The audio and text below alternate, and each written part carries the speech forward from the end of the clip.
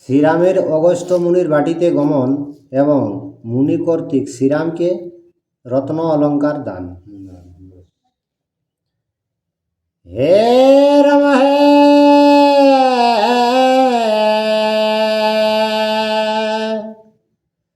আর শ্রীরামের সম্ভাসিয়া যত দেবগণ সকলে চাহিয়া গেল অমর ভুবন। সৈন্য সহ রামচন্দ্র জান ততক্ষণ অগস্ত্যের বাটিতে দিলেন দর্শন। রামী অগস্ত্য চরণ রাম করেন বন্দন, পাদ্যর দিয়া দিল বসিতে আসন। আর যে অলঙ্কার বিশ্বকর্মার, আর যেই অলঙ্কার বিশ্বকর্মার নির্মাণ, রত্ন অলঙ্কার মুনি রামে দিলা দান। রাম বলে শুন মুনি না হয় বিধান, ক্ষত্র হয়ে নাহি লয় ব্রাহ্মণের দান। অগস্ত্য বলেন রাম শুন মোর বাণী, অবধান কর কহি ইহার কাহিনী। সত্য যুগে বিধি ব্রাহ্মণের পূজা, ব্রাহ্মণের পূজা করে যত ক্ষত্র রাজা। আর স্বর্গে ইন্দ্র রাজ করে দেবের পালন, পৃথিবীতে ক্ষত্র রাজা পালেন ব্রাহ্মণ। লোকপাল স্থানে ক্ষত্র নামে ক্ষত্র রাজা, লয়ে গেল যত্ন করে ব্রাহ্মণের পূজা। ইন্দ্র রাজার পুরে ক্ষত্রিয়ে দিতে দান, লোকপালের স্থানে রাম তুমি সে প্রধান। ক্ষত্রকুলে জন্ম তব বিষ্ণু অবতার, তোমারে করিতে দান উচিত আমার। তোমার শরীর যোগ্য এই অলঙ্কার, অলঙ্কার দিয়া মুনি কইল পুরস্কার। রাম শ্রীরাম বলেন মুনি জিজ্ঞাসি কারণ, কোথায় পাইলে তুমি এই আভরণ। হেন অলঙ্কার নাহি সংসার ভিতরে, কথা পেলে রত্ন কহিবে আমারে। অগস্ত্য বলেন তবে শুন রঘুরায়, সত্য যুগে তপ করি বনের ভিতর, একেশ্বর তপ করি হরিষ অন্তর। অঘর কাননে একা থাকি নিরন্তর, সে বনের গুণ কত কহিতে না পারে। চারি ক্রস পথ জুড়ি আছে এক পুরী, পুরী খান দেখি তথা অতি মনোহর। অনাহারে তপ আমি করি নিরন্তর, আরে মনোহর সরোবর মনের ভিতরে, নিত্য নিত্য স্নান করি সেই সরোবরে। একদিন পত্যুষেতে করি গোত্র স্থান, সরোবর তীরে যাই করিবারে স্নান। আশ্চর্য দেখিনু অতি গিয়া সেই ঘাটে, সব এক পড়ে আছে সরোবর তটে।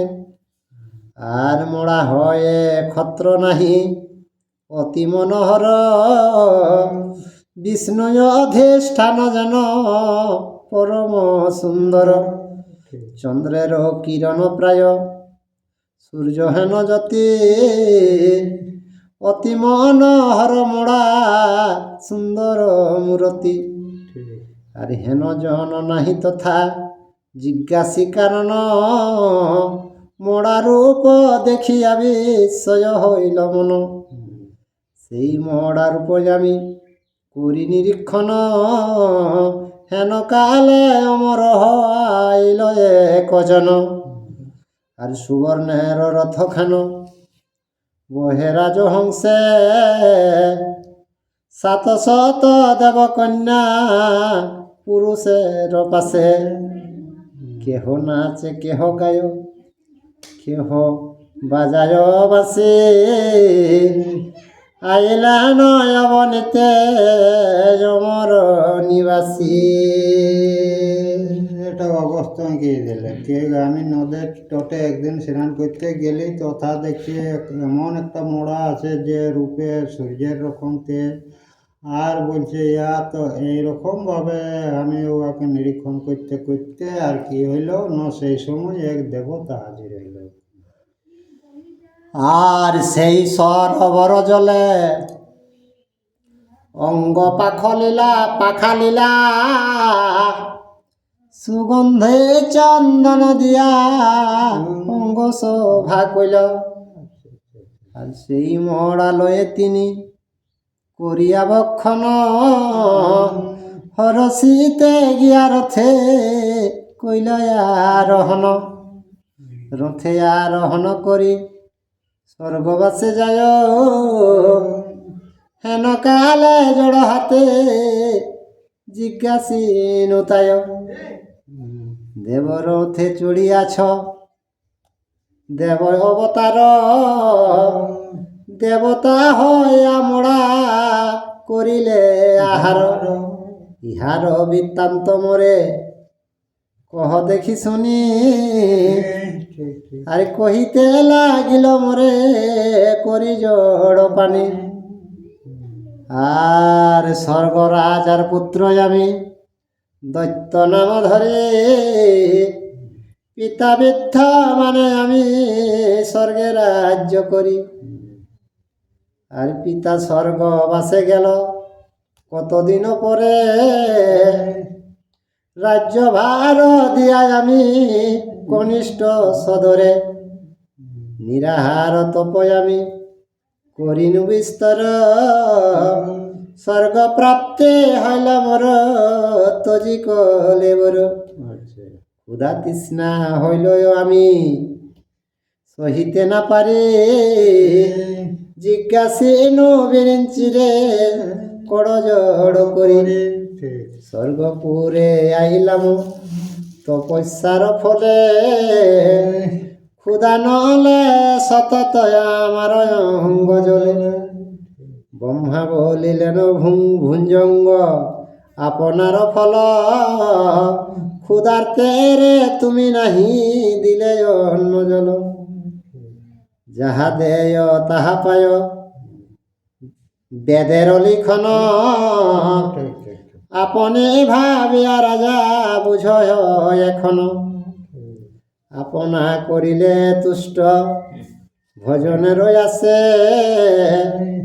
নিজ অঙ্গ খাও তুমি মনের হরিষে না পুছি আর না পছিবে না গলিবে মধুর সুস্বাদ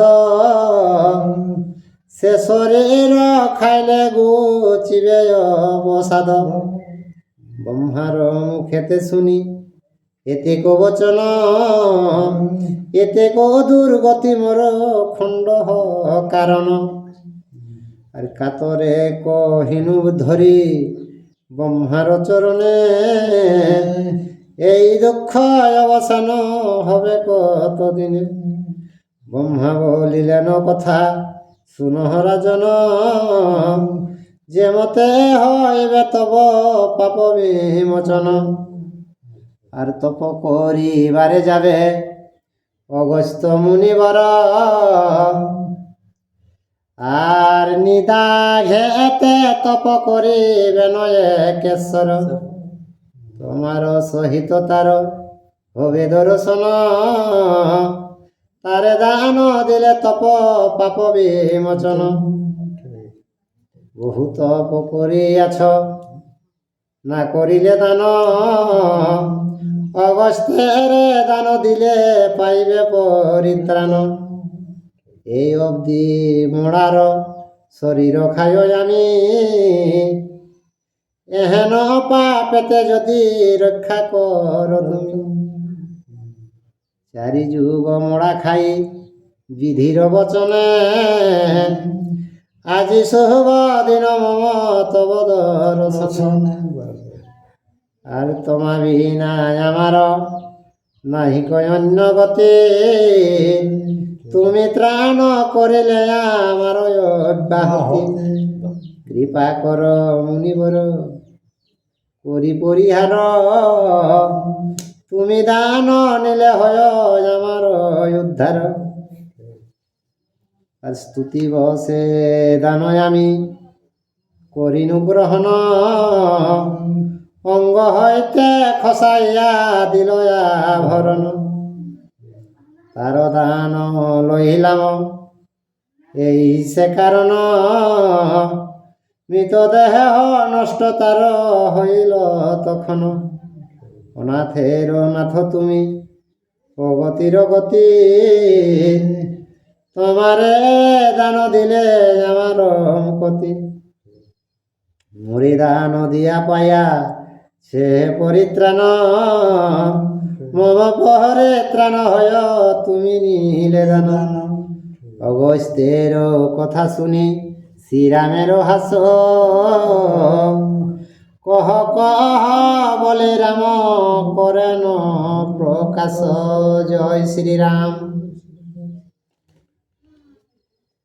ইউটিউবে যারা এই ভিডিওটা দেখছেন অবশ্যই একটা লাইক, শেয়ার, কমেন্ট ও সাবস্ক্রাইব করে দেবেন।